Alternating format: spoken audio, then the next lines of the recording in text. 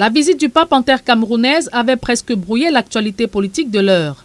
La révision constitutionnelle créant le poste de vice-président de la République. Une loi adoptée en congrès par le Sénat et l'Assemblée nationale le 4 avril dernier.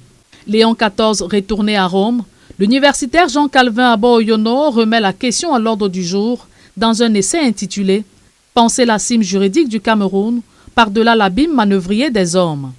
Dans cette production scientifique résumée en 5 points, l'enseignant de droit critique le nouveau mécanisme de dévolution du pouvoir désormais en vigueur dans notre loi fondamentale. Jean-Calvin Abo-Oyono s'insurge contre une transmission en perspective du pouvoir du chef de l'État Paul Biya à son fils Franck-Emmanuel Biya, toute garantie dans la désignation du futur vice-président par l'homme du renouveau. L'auteur s'appuie d'ailleurs sur 2 cas de figure présageant ce scénario de continuité d'un autre Biya après Biya. Il cite l'invité Georges Baonla à l'émission Libre Expression sur Info TV. La chefferie, Bantou dit, le chef cède à son fils. Le Cameroun, c'est une chefferie. Non, laissez-moi parler. J'ai dit Bantou. Je parle bien. Maintenant, si les gens attendent que ça serait une histoire qui va aller ailleurs, chez le voisin, moi, en tant que fils aîné du chef de l'État, je le lui dis. Ça serait un très grand risque d'être dans un pays là où l'imposture est devenue légale. Mais cette fois-ci, ça va rester dans la maison.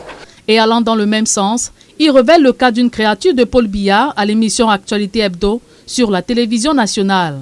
Mais la succession fait partie d'une logique biologique, à défaut d'être politique. C'est-à-dire quelque chose qui ne peut pas ne pas être. C'est la nécessité. En philosophie, c'est ce qu'on appelle la nécessité. Biologiquement, il faudrait bien qu'un jour, il y ait une succession.